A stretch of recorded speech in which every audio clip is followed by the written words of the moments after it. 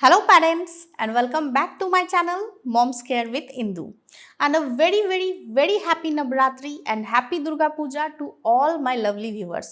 आप अपने फैमिली के साथ इस फेस्टिव सीजन को बहुत अच्छे से एंजॉय कीजिए बट घर पे रह के एंजॉय कीजिए एंड बी सेफ।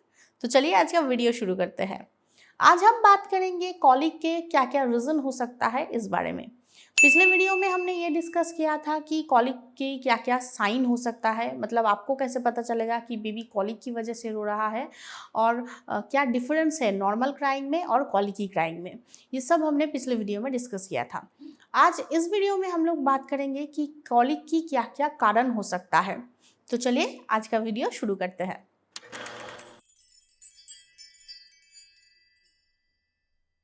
सबसे पहले तो हमारा ये जान लेना ज़रूरी है कि कॉलिक कोई डिजीज़ नहीं है जिसके लिए हमें बहुत ज़्यादा टेंशन लेने की ज़रूरत है।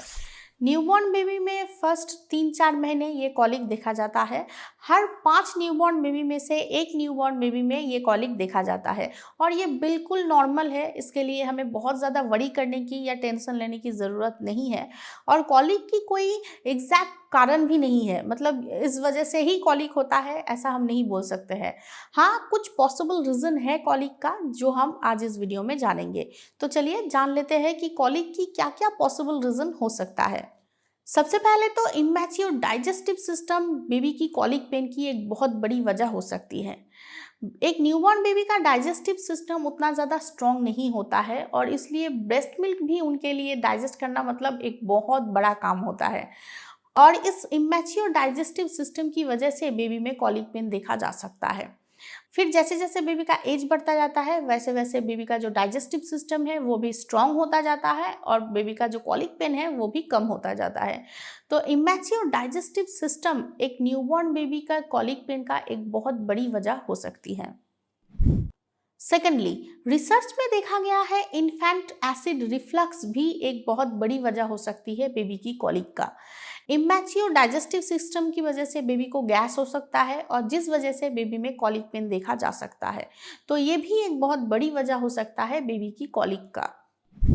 नेक्स्ट, ब्रेस्टफीडिंग मदर की गलत डाइट की वजह से भी बेबी को कॉलिक पेन हो सकता है। एक ब्रेस्टफीडिंग मदर को कुछ चीज़ें हैं जो अवॉइड करनी चाहिए। एक बैलेंस डाइट लेना चाहिए, अपनी डाइट का खास ध्यान रखना चाहिए ताकि कम से कम उनकी वजह से बेबी को कॉलिक पेन जैसी प्रॉब्लम ना हो।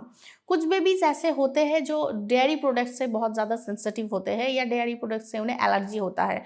तो अगर एक breastfeeding mother dairy products consume करेंगे तो हो सकता है उनकी बेबी को उसकी वजह से कॉलिक पेन हो रहा हो। तो इसलिए एक ब्रेस्टफीडिंग मदर को अपनी डाइट का खास ध्यान रखना चाहिए और कुछ ऐसी चीज़ें हैं जो एक ब्रेस्टफीडिंग मदर को बिल्कुल अवॉइड करना चाहिए और वो क्या क्या चीज़ें हैं वो जानने के लिए आप ये वीडियो देख सकते हो। इस वीडियो में मैंने डिटेल में डिस्कस किया है कि एक ब्रेस्टफीडिंग मदर को क्या क्या नहीं खाना चाहिए और क्यों नहीं खाना चाहिए। तो इसलिए आप ये वीडियो ज़रूर देखो, इस वीडियो से आपको बहुत हेल्प मिलने वाला है। इस वीडियो का लिंक आपको नीचे डिस्क्रिप्शन बॉक्स में मिल जाएगा और ऊपर आई बटन में क्लिक करके भी आप ये वीडियो देख सकते हो। फॉर्मूला मिल्क की वजह से भी बेबी में कॉलिक पेन देखा जा सकता है। तो अगर आपको ऐसा लग रहा है कि बेबी को कॉलिक पेन हो रहा है उसकी फॉर्मूला मिल्क की वजह से, तो आपको बेबी की पीडियाट्रिशियन के साथ बात करनी चाहिए और वो फॉर्मूला चेंज कर लेना चाहिए। ऐसा नहीं है कि बेबी फॉर्मूला पीते हैं इसलिए बेबी में कॉलिक पेन देखा जाता है। जो बेबीज ब्रेस्ट फीड करते हैं उन्हें भी कॉलिक पेन हो सकता है। हो सकता है कि बेबी को पर्टिकुलर उस फॉर्मूला की वजह से ही कॉलिक हो रहा है। तो अगर ऐसा है तो आपको फॉर्मूला मिल्क चेंज करना चाहिए।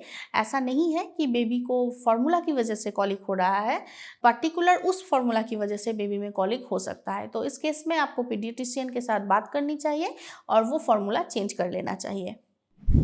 टोबैको एक्सपोजर की वजह से भी बेबी को कॉलिक पेन हो सकता है। मतलब घर पे अगर बेबी है और बेबी के आसपास कोई स्मोक करता है तो पैसिव स्मोकिंग की वजह से भी बेबी को कॉलिक पेन हो सकता है। और वैसे भी अगर घर पे बेबी है तो बेबी के आसपास बिल्कुल भी स्मोक नहीं करना चाहिए क्योंकि उस स्मोक की स्मेल से बेबी को और भी कई सारी प्रॉब्लम हो सकती है। तो इस बात का हमें खास ध्यान रखना चाहिए कि बेबी के आसपास कोई स्मोक ना करे। अगर घर में बेबी है तो घर के अंदर स्मोक करोगे तो बेबी को बहुत हार्म पहुंच सकता है। तो इसलिए बेबी के आसपास बिल्कुल भी स्मोक नहीं करना चाहिए। बेबी का सेंसस अच्छे से बिल्डअप ना होना भी कॉलिक की एक बड़ी वजह हो सकती है। मतलब बेबी के आसपास का एनवायरनमेंट, साउंड, लाइट, इस सब की वजह से बेबीज बहुत ज़्यादा सेंसिटिव हो जाते हैं और हो सकता है इस वजह से बेबी रोए जा रहा है। तो अगर ऐसा है तो आप अगर बेबी को शांत कराने जाओगे, उसे चुप कराने जाओगे, तो हो सकता है कि बेबी चुप हो जाए और सो जाए। तो अगर इस वजह से बेबी रो रहा है तो कोशिश करने पर बेबी शांत हो जाते हैं, उसके लिए बहुत ज़्यादा हमें टेंशन लेने की भी ज़रूरत नहीं पड़ती है। एक न्यूबॉर्न बेबी का नर्वस सिस्टम उतने अच्छे से डेवलप नहीं होता है, तो जैसे जैसे बेबी का नर्वस सिस्टम डेवलप होता जाएगा वैसे वैसे बेबी में कॉलिक देखा जा सकता है। तो कॉलिक की एक बड़ी वजह ये भी हो सकती है कि बेबी का नर्वस सिस्टम जो है वो डेवलप हो रहा है। नेक्स्ट, ओवरफीडिंग या अंडरफीडिंग भी एक बहुत बड़ी वजह हो सकती है बेबी की कॉलिक पेन का। हो सकता है कि बेबी को ज़्यादा फीड करा दिया आपने और जिस वजह से बेबी को डाइजेस्ट करने में प्रॉब्लम हो रही हो, तो उस वजह से भी बेबी को कॉलिक हो सकता है। और अगर बेबी को भूख लगी रहेगी, वो अगर अंडर फीड होगा तो फिर तो वो रोए जाएगा और आपको उसको चुप कराने में मुश्किल हो जाएगा, तब आपको उसको फीड करवाना पड़ेगा। तो ये भी एक कॉलिक की वजह हो सकती है। नेक्स्ट, बेबी को हर फीड के बाद बर्प करवाना बहुत ज़रूरी है, क्योंकि बेबीज जब फीड करते हैं तब एक्स्ट्रा एयर जो है वो बेबी के पेट में चला जाता है। जो एयर बेबी के पेट से बाहर आना बहुत इंपॉर्टेंट है। अगर वो एयर बेबी के पेट में रह गया तो बेबी को कॉलिक हो सकता है। तो इसलिए बेबी को हर फीड के बाद बर्प करवाना बहुत ज़रूरी है, ताकि बेबी को कॉलिक जैसी प्रॉब्लम ना आए। तो बेबी को हर फीड के बाद बर्प ना करवाना भी एक बड़ी वजह हो सकता है बेबी की कॉलिक का। Emotional reaction, fear, frustration, excitement, इस सब की वजह से भी बेबी में कॉलिक देखा जा सकता है।